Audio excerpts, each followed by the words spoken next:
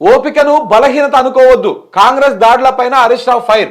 ప్రశ్నిస్తే దాడులు చేయడం సరికాదు. విపక్ష నేతల అరెస్టు చుట్టే పోలీసులు ఉన్నారు. రోజు రోజుకు క్రైమ్ రేట్ పెరుగుతోంది. సీఎం రేవంత్ కు రాష్ట్రం కంటే రాజకీయ ప్రయోజనాలే ముఖ్యం. రాష్ట్రపతి పాలన పెట్టాలి, కేంద్రం జోక్యం చేసుకోవాలి. ఓపికను బలహీనతగా తీసుకోవద్దు. ఎకరం ఉన్న వారికి కూడా రైతు భరోసా ఇయ్యాలి. ఏడాది అయినా రుణమాఫీ జరగలేదు. సిద్దిపేట పార్టీ ఆఫీస్లో నిన్న హరీష్ రావు ప్రెస్ మీట్ మాట్లాడాడు. మా ఓపికను బలహీనత అనుకోవద్దు. మీరు దాడులు చేస్తూ ఉంటే మేము సైలెంట్గా ఉంటాము. ఏమనము. మా ఓపికను నిజంగా కూడా చేతగాంతనంగా బలహీనతగా మీరు అనుకోవద్దు. మేము తిరగబడితే భయంకరంగా ఉంటుందని చెప్పేసి నిన్న జగదీష్ రెడ్డి కూడా అదే మాట మాట్లాడాడు. అంటే మేమేం చేయలేమనా, లేకపోతే మేమేం చేయలేమనా?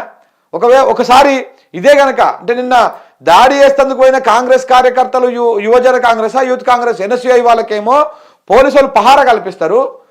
ఆ దాడికి గురైనటువంటి ఆఫీస్కి పోయి సందర్శిద్దాము, ఒకసారి చూసేద్దామని చెప్పేసి బీఆర్ఎస్ వాళ్ళు పోతే మాత్రం పోలీసులు అడ్డుకుంటారు. వాళ్ళ పార్టీ ఆఫీస్కి పోతందుకు కూడా వాళ్ళకు రిస్ట్రిక్షన్స్ అన్నమాట. ఇంత దరిద్రంగా తయారైపోయింది. నల్లగొండ జిల్లా రాజకీయం అయితే మరీ దరిద్రంగా తయారైపోయింది.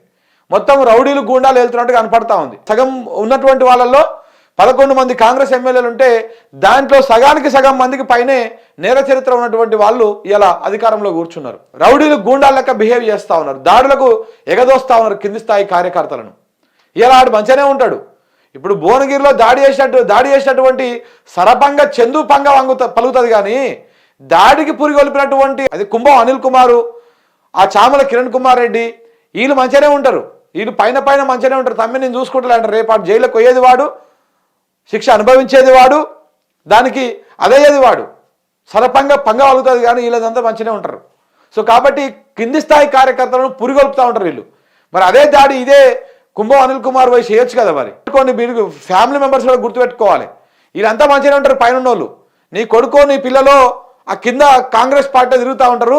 వాళ్ళని జర్రా దృష్టిలో పెట్టుకోండి. ఎందుకంటే రేపు అధికారం మారిన తర్వాత, అధికారం చేతులు మారిన తర్వాత కుంభం అనిల్ మంచిగానే ఉంటాడు, చామల కిరణ్ కుమార్ రెడ్డి మంచిగానే ఉంటాడు, ముఖ్యమంత్రి గారు మంచిగానే ఉంటాడు, రేవంత్ రెడ్డి అందరు మంచిగానే ఉంటారు. ఇవాళ మా జ్యూస్ మంత్రి గారు కోమటిరెడ్డి రాజగోపాల్ రెడ్డి మంచిగానే ఉంటాడు. అందరు మంచిగానే ఉంటారు. ఈ కింది స్థాయి కార్యకర్తలు చూసా వీళ్ళే రేపు జైల్లో పాలు కావాల్సి వస్తుంది. వీళ్ళే రేపు అది కావాల్సి వస్తుంది. కాబట్టి మీ పిల్లలను మీరు జాగ్రత్తగా ఉంచుకోండి. ఎవరైతే ఈ సరపంగా చందు ఇంకోడు వాడు వీడు ఎవరైతే ఉరికిర్రో వీళ్ళే రేపన్నాడు ఇబ్బందులు పడాల్సి వస్తుంది. పైనటువంటి వాళ్ళు అందరూ మంచిగానే ఉంటారు. ఆ కుంభం అనిల్ కుమార్ ఏమన్నా సరపంగా చందు బదులు పోయి అలా జైల్లో కూర్చుంటాడా? రేపన్నాడు కూర్చోడు కదా. కావాలంటే పోతాడు, బెయిల్ ఇప్పిస్తాడు, లేకపోతే ఇంత ఆర్థిక సాయం చేస్తాడు, గంతే. కానీ అధికారాన్ని చెలాయించేదేవాడు? కుంభం అనిల్ కుమార్ రెడ్డి. ఇక్కడ బలయ్యేదేవాడు? ఒక సాధారణ కార్యకర్త. ఇక్కడ మనం ఇదే అర్థం చేసుకోవాలి. ఈ కార్యకర్తల తల్లిదండ్రులు కూడా మీరు ఇదే అర్థం చేసుకోండి. ఆ పార్టీ వల్ల వీళ్ళకి పదవులు వచ్చేది లేదు, పీకేది లేదు. రెడ్లు మంచిగానే అధికారాన్ని చెలాయిస్తారు. కుంభం అనిల్ కుమార్ రెడ్డి, చామల కిరణ్ కుమార్ రెడ్డి. దాడి చేసేవాడు రెడ్డి కాదు కదా. ఎవరో మన బహుజన బిడ్డలు, ఎవరో బీసీ బిడ్డలో, ఎస్సీ బిడ్డలో పోయి దాడులు చేస్తూ ఉంటారు. వాళ్ళ అధికారం కోసం మనం ఎందుకు పోయి వీళ్ళ మధ్యలో సావాలి? వీళ్ళ కోసం ఎందుకు కేసులు పెట్టించుకోవాలి? ఎందుకు వీళ్ళ కోసం అది వేయాలి? ఒకసారి ఆలోచించండి కాంగ్రెస్ కార్యకర్తలు కూడా. మీరు చేయాల్సిన పని ఏంటిది, మీరు చేస్తున్నది ఏంటిది? మీరు కూడా విమర్శించండి. రాజకీయంగా పైకి రావాలంటే దాడులు చేస్తే పైకి రారు, గుర్తుపెట్టుకో. సరపంగ చందు అంటాడు ఇలా రాష్ట్ర వ్యాప్తంగా ఎందుకు చర్చ అవుతున్నాడు? రేపు నాడు అధికారం వస్తే ఆయన పక్కన అలగొడతారు. ఇదే బీఆర్ఎస్ పార్టీ వాళ్ళు 100% అలగొడతారు. కాబట్టి సమస్య ఎక్కడైతుంది? ఈ టార్గెట్ ఎవరైతారు? కుంభం అనిల్ కుమార్ కాడు, ఈ సరపంగ చందు అంటోడే అవుతాడు. కానీ చేసింది ఎవరి కోసం? కుంభం అనిల్ కుమార్ రెడ్డి కోసం, చామల కిరణ్ కుమార్ రెడ్డి కోసం. సో కాబట్టి ఇక్కడ సాధారణ కార్యకర్తలు, కాంగ్రెస్ కార్యకర్తలు వాళ్ళు ఆలోచన చేసుకోవాలి. కాంగ్రెస్ పాలనలో రేపటి నాడు బలయ్యేది ఎవరు తెలుసా? రేపటి నాడు బలయ్యేది ఇంకో ఇక్కడ అధికారులు, తర్వాత కార్యకర్తలు.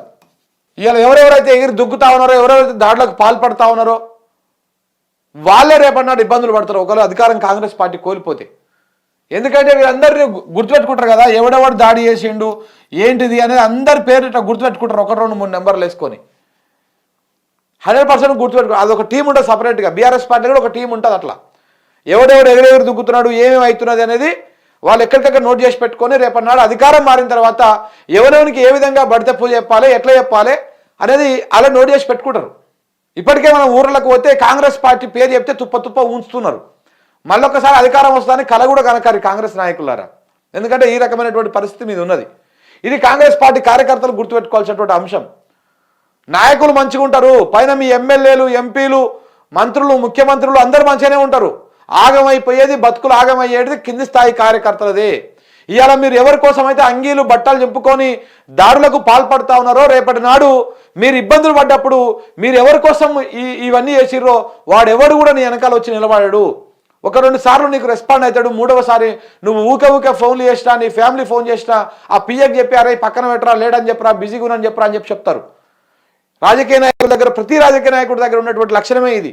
ఒకసారి ఫోన్ చేస్తే రెస్పాండ్ అవుతారు, 2 సార్లు ఫోన్ చేస్తే రెస్పాండ్ అవుతారు, 3వసారి ఫోన్ చేస్తే ఊకే సతాయిస్తున్నానని చెప్పేసి అలా పియ్యలకు కింద ఉన్నటువంటి వాళ్ళకి చెప్పి ఇక పలానాయన ఫోన్ చేస్తే లేడని చెప్పు, బిజీగా ఉన్నాడని చెప్పు, ఆడిపోయినని చెప్పు, ఈడుకోయినని చెప్పు అని చెప్పి చెప్తారు. చివరికి ఆగమైపోయేది నువ్వే, ఈ కార్యకర్తలే ఆగమైపోతారు.